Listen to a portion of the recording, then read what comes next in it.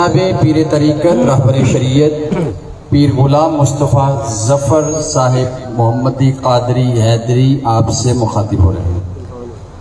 الحمدللہ رب العالمین والعاقبۃ للمتقین والصلاة والسلام علی سید الانبیاء والمرسلین اما بعد فاعوذ باللہ من الشیطان الرجیم بسم اللہ الرحمن الرحیم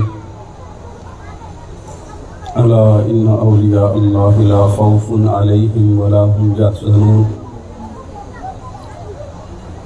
وقال اللہ تبارک وتعالی فی مقام آخر وَلَلْآخِرَةُ خَيْرٌ لَكَ مِنَ الْأُولَى صدق اللہ العظیم۔ ان اللہ وملائکتہ یصلون علی النبی یا ایھا الذین آمنوا صلوا علیہ وسلموا تسلیما۔ درود پاک۔ آواز تھوڑی سی زیادہ کر لیں۔ الصلاۃ والسلام علیک یا سیدی یا رسول اللہ وعلی آلک واصحابک یا سیدی یا محمد رسول اللہ صلی اللہ علیہ وآلہ وسلم۔ یا رسول اللہ تیرے در کی ہواؤں کو سلام، یا رسول اللہ تیرے در کی فضاؤں کو سلام، جو مدینے کے گلی کوچوں میں دیتے ہیں صدا، ان فقیروں راہ گیروں اور گداؤں کو سلام۔ واجب الاحترام صاحب صدر میرے ام محترم پیر طریقت صوفی باصفا حضرت بابا جی صوفی محمد ظفر احمد محمدی حیدری قادری رحمت اللہ تعالی علیہ کے بڑے بھائی جناب صوفی ملک منظور احمد صاحب، اللہ ان کو لمبی زندگی عطا فرمائے، ان کا سایہ ہمارے سروں پر سلامت رہے۔ و جملہ سامعین کرام، آج کی یہ نشست محفل میلاد مصطفیٰ اور بابا جی کا عرس مبارک ہے، اسی حوالے سے میں نے دو آیات آپ کے سامنے پڑھی۔ ایک آیت اللہ کے اولیاء کے بارے میں ہے اور ایک آیت سید الانبیاء کے بارے میں ہے۔ اور کیونکہ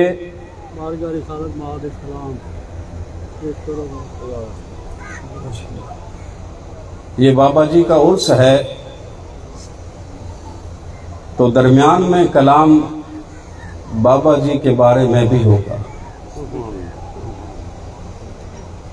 آج کا یہ خطاب خطیبوں کی طرح نہیں ہوگا، ایک استاد کی طرح ہوگا، ایسا استاد جو طریقت سکھانے کی کوشش کرے گا کہ طریقت کس کو کہتے ہیں۔ جب بندہ طریقت کی راہ میں آتا ہے، مرید ہوتا ہے، تو اسے کن راستوں سے گزرنا پڑتا ہے اور اس کے احوال کیا ہوتے ہیں اس راستے میں۔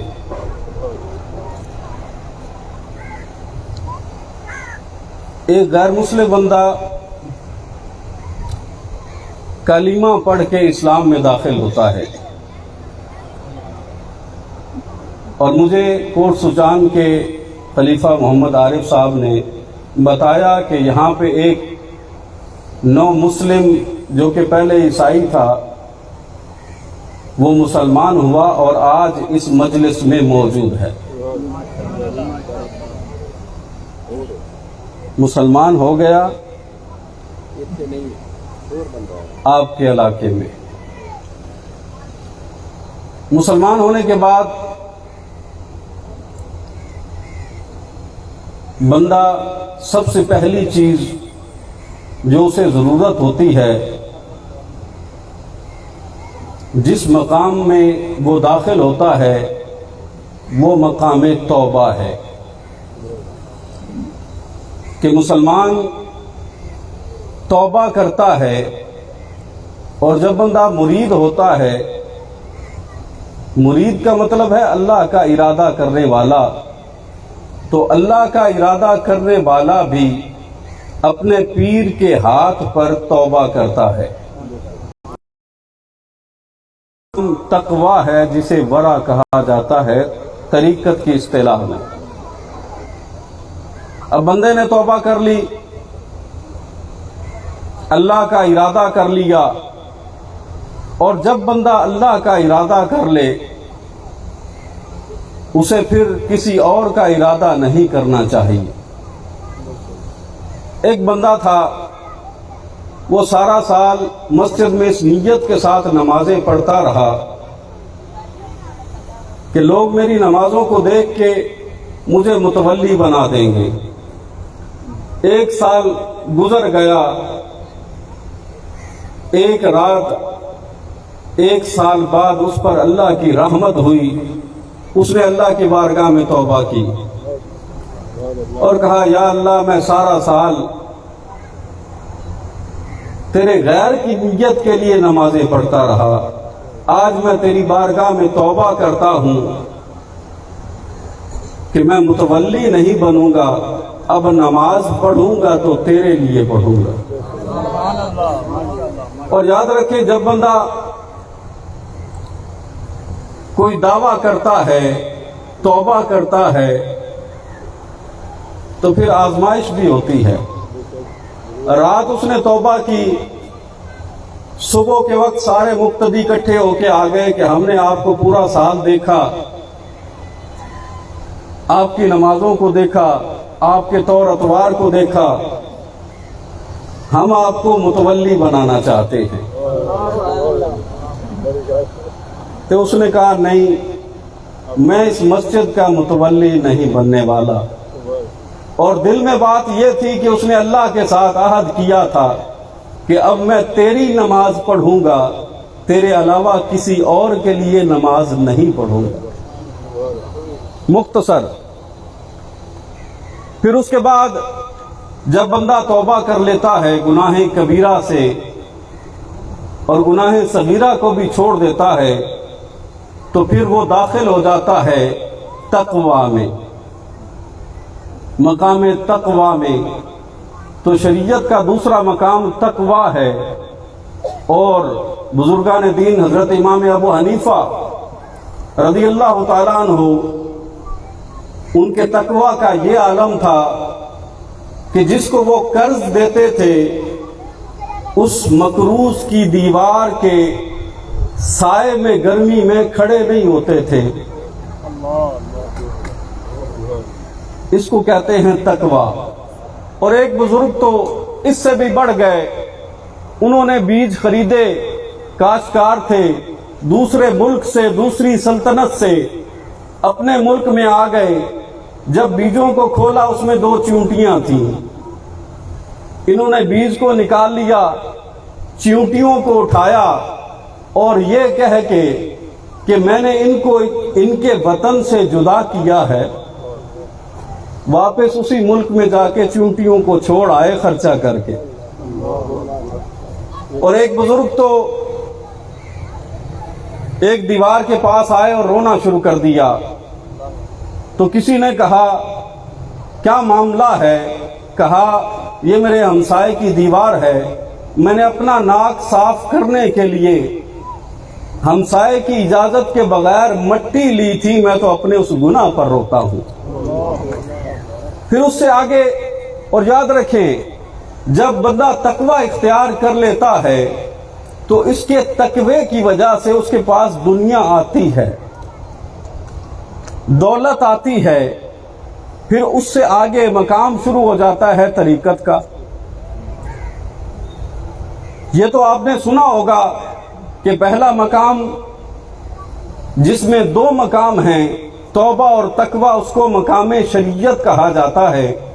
پھر اس کے بعد مقام طریقت ہے، اس کے 7 مقام ہیں، ان کے نام بھی بتاؤں گا اور تھوڑے تھوڑے اشارے بھی کروں گا۔ پھر اس کے بعد حقیقت ہے، پھر اس کے بعد معرفت ہے۔ تو جب بندہ تقوی اختیار کرتا ہے تو پھر اس کے پاس دولت بھاگ کے آتی ہے، دنیا اس کے پیچھے بھاگتی ہے۔ اگلا مقام ہے طریقت کا پہلا مقام زہد، اور زہد کہتے ہیں دنیا چھوڑنے کو۔ اب اگر وہ چاہتا ہے کہ طریقت میں سے اسے کچھ ملے، دنیا چھوڑنی پڑے گی۔ اگر دنیا نہیں چھوڑے گا زاہد کبھی بن ہی نہیں سکتا۔ حضرت ابراہیم ادھم رحمت اللہ تعالی علیہ، ایک شخص آ گیا ان کے محل میں، کہنے لگا کہ میرا اونٹ گم ہو گیا ہے۔ تو یہ بلخ کے بادشاہ تھے، تو کہا پاگل بندہ ہے، بادشاہ کے محل میں تجھے اونٹ کہاں سے ملے گا؟ وہ بندہ بھی اللہ کی طرف سے بھیجا ہوا تھا۔ تو اس نے کہا تجھے محل میں بیٹھ کے اللہ کہاں سے ملے گا؟ اور انہوں نے ایسا زہد اختیار کیا، کرسی کوئی نہیں چھوڑتا، بادشاہت کو بھی چھوڑ دیا، بادشاہت کو چھوڑ دیا، اور پھر فقر میں بھی بادشاہت حاصل کی۔ اب جب بندہ زاہد ہو جاتا ہے اور خالی ہو جاتا ہے دنیا کی چیزوں سے، لیکن یاد رکھیں دل میں کچھ ہو سکتا ہے۔ ابھی اس نے ظاہر چھوڑا ہے، دنیا چھوڑی ہے، دل میں خواہشات بھی ابھی ہیں، دل میں پیدا ہونے والے خیال بھی ابھی باقی ہیں۔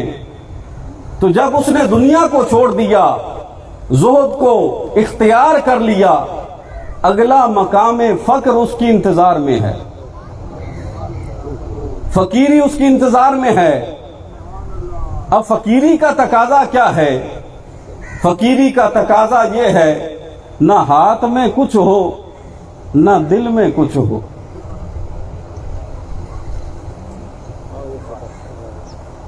بندہ دولت سے بھرا ہوا ہو اور کہے میں فقیر ہوں، ہاں اس کامل فقیر کو میں مانوں گا کہ دولت اس کے قدموں میں پڑی ہو۔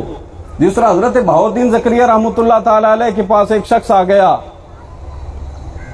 اس نے دیکھا کہ گھوڑوں کو سونے کے قلوں کے ساتھ باندھا ہوا ہے، خواہش کا اظہار کر دیا کہ میں نے کھانا حضرت صاحب کے ساتھ کھانا ہے۔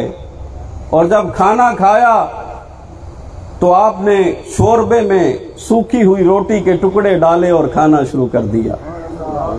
پوچھا حضرت یہ کیا معاملہ ہے؟ کہا بات یہ ہے کہ تیرے دل میں خیال آیا تھا کہ جب ان کے گھوڑے کے قلے سونے کے ہیں کھانا کتنا اعلیٰ ہوگا، تو یہ دیکھ کہ سونے کو ہم نے رکھا کہاں پہ ہے؟ گھوڑے کی لیدوں میں۔ اگر کوئی ایسا فقیر ہو تو پھر تو بات ماننے کے سوا کوئی چارہ بھی نہیں ہے کہ وہ کامل فقیر ہے۔ لیکن دولت کے انبار لگے ہوئے ہوں، دل خواہشات سے بھرے ہوئے ہوں، اور فقیری کا بھی دعویٰ ہو، یہ ہمیں سمجھ میں نہیں آتا۔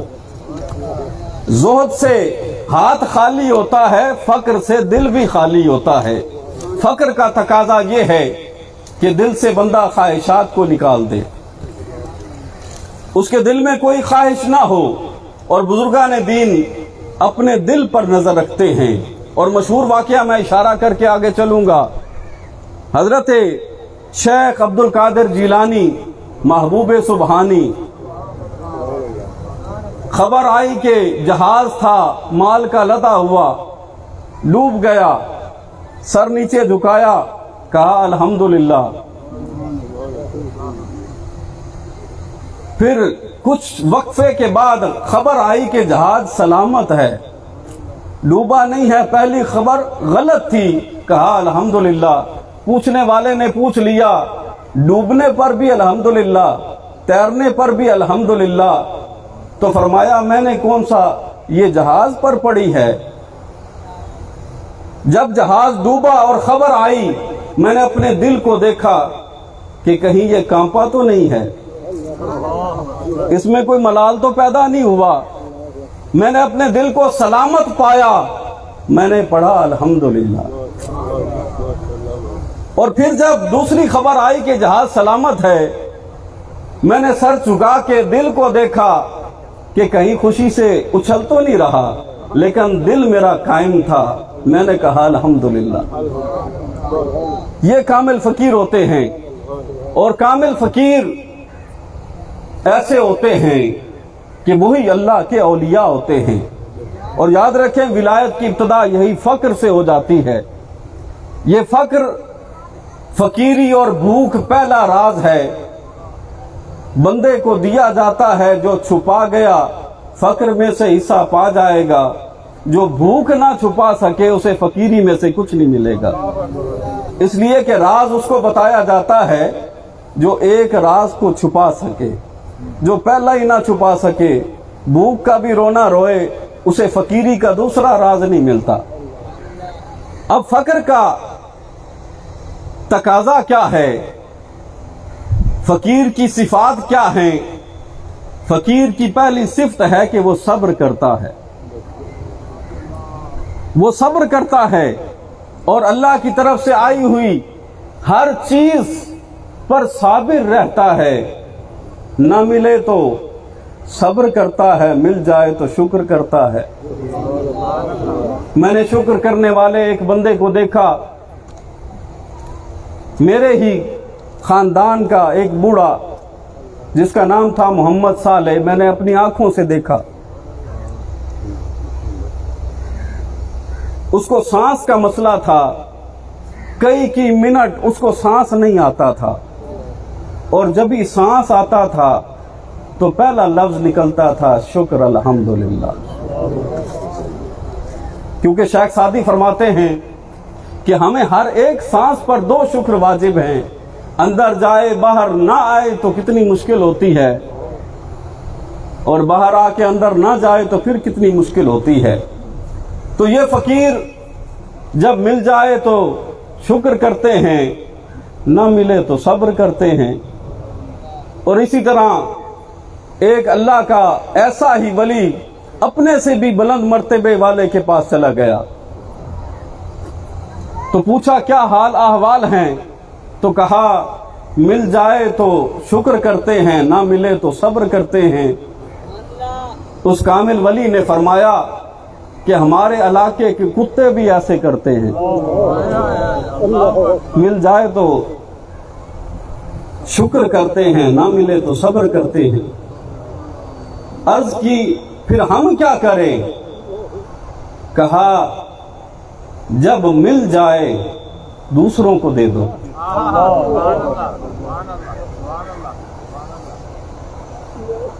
اور جب نہ ملے تو شکر کرو۔ یہ بزرگوں کی باتیں بڑی منطقی ہوتی ہیں، اور یہ منطق فلسفہ صرف فقیروں کو ہی سمجھ آ سکتا ہے، کسی اور کو نہیں۔ اور فقیر اللہ پر توکل کرنے والا ہوتا ہے۔ ایک بزرگ کے بارے میں لکھا ہے کہ وہ درندوں کی ایسی جگہ پہ جا کے جہاں کوئی گیا واپس نہیں آیا زندہ، وہ وہاں پہ جاتے تھے اور سو جایا کرتے تھے۔ ایسے متوکل تھے کہ ان کو وہاں پہ جا کے بڑی غضب کی نیند آیا کرتی تھی۔ اب توکل کے بعد کیا ہے؟ توکل کے بعد رضا ہے۔ اب رضا سب سے مشکل اور اعلیٰ اور آخری مقام ہے۔ مقام طریقت میں پہلا زہد ہے، پھر فقر ہے، پھر صبر ہے، پھر توکل ہے، اور پھر رضا ہے، اور رضا بہت مشکل ہے۔ حضرت ایوب علیہ السلام اور صبر اور رضا میں فرق ہے۔ صبر میں ہوتا یہ ہے کہ اگر صبر میں بندہ بے صبری کا اظہار بھی کرے تب بھی صابر کہلائے گا۔ منہ سے کبھی گلا ہو جائے، شکوہ ہو جائے، صبر تو کر رہا ہے تو اس کو صابر کہیں گے۔ لیکن رضا والا بندہ منہ سے گلا بھی نہیں کر سکتا۔ اگر وہ گلا کرے گا رضا کے مقام سے بھی نیچے گر جائے گا۔ حضرت ایوب علیہ السلام جب کیڑے زخم میں سے نیچے گر جاتے اٹھا کے پھر رکھ دیتے کہ یہ اللہ کی طرف سے آئے ہیں۔ اور جب بندہ ان مقامات طریقت کو طے کر لیتا ہے تو پھر اس کے بعد جا کے تکبیر تحریمہ ہوتی ہے۔ آپ تکبیر تحریمہ پڑھتے ہو نا، اللہ اکبر، نماز میں داخل ہو گئے، اتنے مقامات کے بعد تکبیر تحریمہ ہے۔ وہ پوچھیں کیسے؟ اس کے بعد ہے مراقبہ۔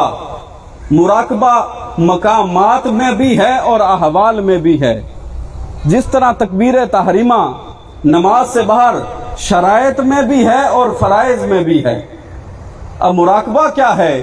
مراقبہ یہ ہے کہ ایک صحابی نے حضور کی بارگاہ میں عرض کی، حضور یا رسول اللہ، جب میں گناہ کر رہا ہوتا ہوں کیا اس وقت بھی میرا رب مجھے دیکھ رہا ہوتا ہے؟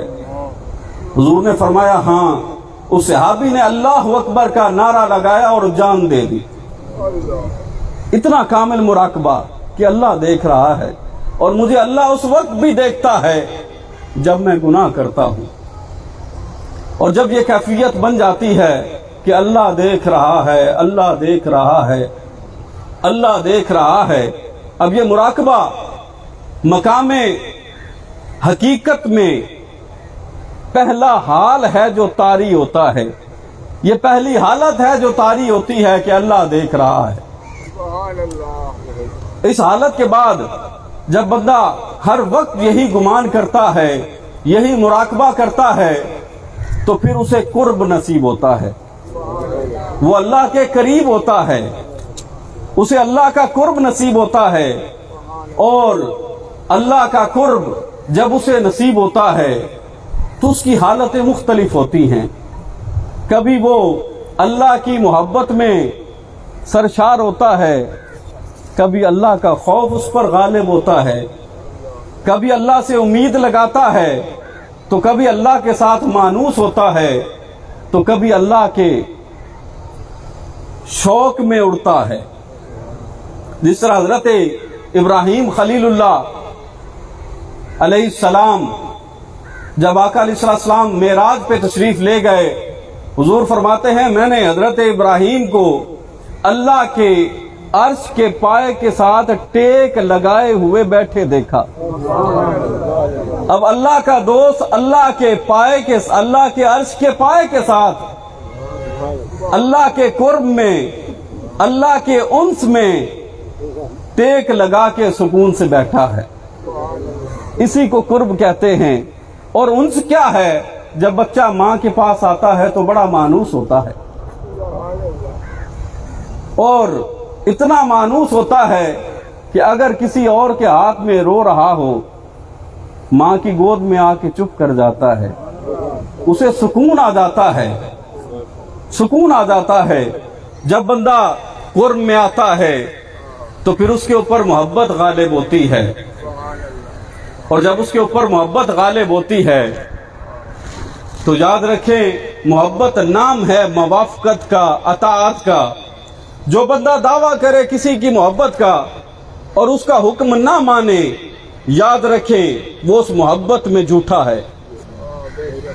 حضرت شیخ شبلی رحمت اللہ تعالی علیہ وہ قید ہو گئے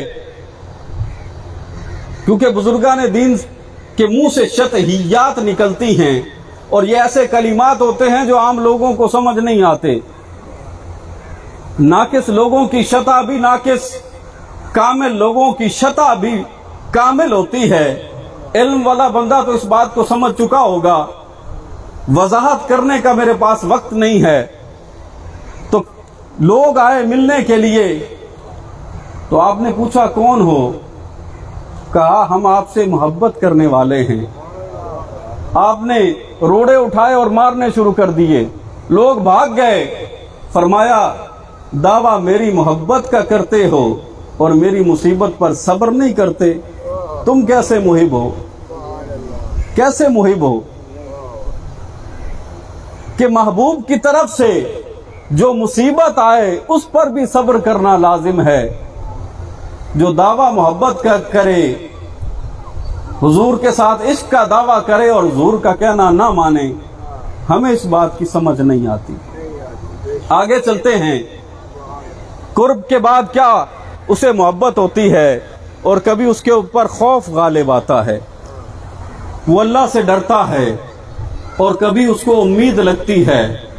لومڑی سے کسی نے پوچھا کہ تو شیر کا جوٹا کھاتی ہے، ذرا شیر کے اور قریب ہو کہ تجھے اور مرتبہ ملے. تو اس نے کہا بات تو آپ کی ٹھیک ہے لیکن شیر کی پکڑ سے مجھے ڈر لگتا ہے. تو یہ جب احوال طاری ہوتی ہیں، کبھی امید لگتی ہے تو بندہ اللہ کی امید پر سرشار ہوتا ہے اور کبھی خوف کے ساتھ مانوس ہو جاتا ہے، ماں کی گود میں بچے کی طرح. تو پھر ہوتا کیا ہے؟ اس کے بعد وہ مطمئن ہو جاتا ہے. کیا ہو جاتا ہے؟ مطمئن ہو جاتا ہے. اور یہی وہ نفس ہے جس کو نفس مطمئنہ کہا جاتا ہے. اب یہ مطمئن ہو گیا، جہاں اس نے پہنچنا تھا وہ پہنچ گیا، مطمئن ہو گیا. اور اگر آپ کے علم میں نہ ہو کہ نفس مطمئنہ کیا ہے تو میں تھوڑی سی وضاحت، طریقت کی مجلس ہے، یہ بھی کر دوں کہ لوگ جسے دل کے نام سے موسوم کرتے ہیں کہ کہتے ہیں میرا دل یہ کرتا ہے، میرا دل یہ کرتا ہے، اسی کو نفس کہا جاتا ہے. اور اس کے الگ الگ نام ہیں. بچپنا ہوتا ہے، لڑکپن ہوتا ہے، جوانی ہوتی ہے، بڑھاپا آ جاتا ہے. جب یہ شریعت کے مقامات کی نافرمانی کرتا ہے تو اسے نفس امارہ کہا جاتا ہے. اگر یہ طریقت میں آ جاتا ہے، اپنے آپ کو ملامت بھی کرتا ہے، طریقت کے مقامات میں آ جانے کے بعد اس کو لوامہ کہا جاتا ہے، نفس لوامہ. اور یہی لوامہ جب اپنے عیبوں کو دیکھتے دیکھتے دیکھتے دیکھتے، اور یاد رکھیں اس طریقت کی راہ میں معترض کو نہ پہلے کبھی کچھ ملا ہے نہ آگے کبھی کچھ ملے گا. ملتا ہے ماننے والوں کو، اعتراض کرنے والوں کو کچھ نہیں ملتا. لیکن یہ اللہ کا ولی اپنے آپ کو ملامت کرتا ہے، اپنے اوپر اعتراض کرتا ہے. اور جب یہ اعتراض اتنے کرتا ہے کہ اپنے عیبوں کے سوا اس کو کسی کا عیب نظر نہیں آتا، اور یہ اللہ کی محبت سے سرشار ہو کے اللہ کے ساتھ اتنا مانوس ہو چکا ہوتا ہے کہ یہ مطمئن ہو جاتا ہے اس بچے کی طرح جو ماں کی گود میں سو چکا ہو. مطمئن ہو گیا. لیکن اس سے پہلے مقام حقیقت ہے. مقام حقیقت میں اس کے اوپر حالتیں کھلتی ہیں. کبھی خوف والی حالت طاری ہوتی ہے، کبھی شوق والی حالت طاری ہوتی ہے، کبھی امید لگتی ہے، کبھی محبت سے سرشار ہوتا ہے. انس میں آ کے یہ مطمئن ہو گیا. اور اس نفس کو، جس کو لوگ دل کہتے ہیں، میں اسے نفس کہتا ہوں. اور نفس یاد رکھیں روح کو کہتے ہیں، یہ کوئی الگ چیز نہیں ہے. نفس روح کو کہتے ہیں کیونکہ اسی روح کو خطاب ہوا اور واپس بلایا گیا اور کہا گیا یا ایتھا النفس المطمئنہ ارجعی الی ربک راضیۃ مرضیہ، کہ اے مطمئن نفس اب اپنے رب کی طرف واپس لوٹا، تو اپنے رب سے راضی، تیرا رب تجھ سے راضی. اور جس نے اپنے نفس کو مطمئن نہ کیا وہ امارہ رہا یا لوامہ رہا یا ملہمہ رہا، تو جو اس کا درجہ ہوگا اسی لحاظ سے اس کو واپس کھینچا جائے گا. احادیث میں آپ نے سنا ہوگا کہ منافق کی روح ایسے کھینچی جاتی ہے جس طرح جھاڑی دار کپڑے پر، جھاڑی دار درخت پر کپڑا ڈالا جائے اور جب اس کو کھینچا جائے تو اس کی ہر جگہ زخمی ہوتی ہے، کیونکہ وہ بلانے سے آتا نہیں ہے. بلانے سے تو فرما بردار آتا ہے، نافرمان کو واپس کھینچا جاتا ہے. اور جب یہ مطمئن ہو گیا اسے یقین ہو جاتا ہے، اسے یقین ہو جاتا ہے، اور یقین احوال میں سے بہت بڑی حالت ہے، اور جب اسے یقین ہو جاتا ہے تو پھر یہ مشاہدات کرتا ہے، یہ مشاہدات کرتا ہے، یہ دل کے ذریعے ہر ایک چیز کو دیکھ لیتا ہے۔ اللہ اپنے صفت بصارت، بصیر والی صفت سے اسے کچھ عطا فرماتا ہے، حدیث پاک کی روح سے کہ مومن کی فراست سے بچو، وہ اللہ کے نور سے دیکھتا ہے۔ اب اللہ دیکھ لیتا ہے کہاں تک؟ دلوں تک۔ جب اللہ رب العزت اپنی اس صفت میں سے کچھ حصہ کسی کو عطا فرما دیتا ہے، وہ مومن بھی دلوں تک دیکھتا ہے، وہ اللہ کا ولی بھی دلوں تک دیکھتا ہے۔ عالم بندے کے سامنے جاؤ تو اپنی زبان پر کنٹرول رکھو، کہیں گرفت نہ کر لے۔ اللہ والے کے پاس جاؤ تو اپنے دل کو سنبھالو، اس لیے کہ وہ دل تک دیکھ سکتا ہے۔ اور جب محبت ہوتی ہے، اللہ کی محبت میں یہ سرشار ہوتے ہیں، تو اللہ فرماتا ہے کہ میں ان کے ہاتھ بن جاتا ہوں جن کے ساتھ یہ پکڑتے ہیں، میں ان کے کان بن جاتا ہوں جن کے ساتھ یہ سنتے ہیں، میں ان کی آنکھیں بن جاتا ہوں جن کے ساتھ یہ دیکھتے ہیں، میں ان کی زبان بن جاتا ہوں۔ اور زبان کیسے بنتے ہیں؟ اور بات مشاہدے والی مجھے بھول نہ جائے، حضرت جنید بغدادی رحمۃ اللہ تعالی علیہ، انہوں نے سنا کہ ایک جوان ہے جسے کشف ہوتا ہے۔ پوچھا، کہا بات تو کچھ ایسے ہے، آپ دل میں کوئی بات رکھ لیں۔ آپ نے دل میں بات رکھی، اس نے بتا دی، آپ نے انکار کر دیا۔ اس جوان نے کہا دوسری بات رکھ لیں، آپ نے دوسری بات رکھی، آپ نے انکار کر دیا۔ اس نے کہا آپ تیسری بات دل میں رکھ لیں۔ اب جس کو اتنا اعلیٰ کشف ہوتا ہو، اس کے کشف کا کوئی انکار کر دے، ایک عام ادنا سا بندہ حساب کرنے والا یہ دعویٰ کر بیٹھتا ہے میرا حساب تو غلط ہو ہی نہیں سکتا، اور جس کو اتنا اعلیٰ کشف ہوتا ہو وہ کہہ رہا ہے کہ اور بات رکھ لیں۔ جب تیسری بات رکھی، اس نے بتا دی، آپ نے انکار کیا۔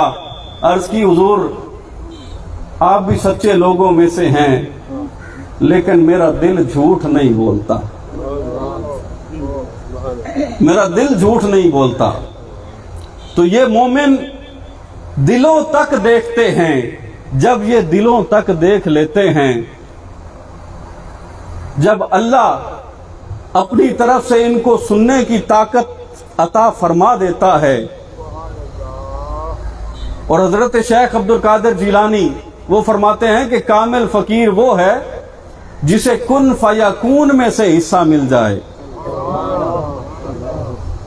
میں ان کی زبان بن جاتا ہوں، نکالتے یہ منہ سے ہیں، کرتا اللہ ہے۔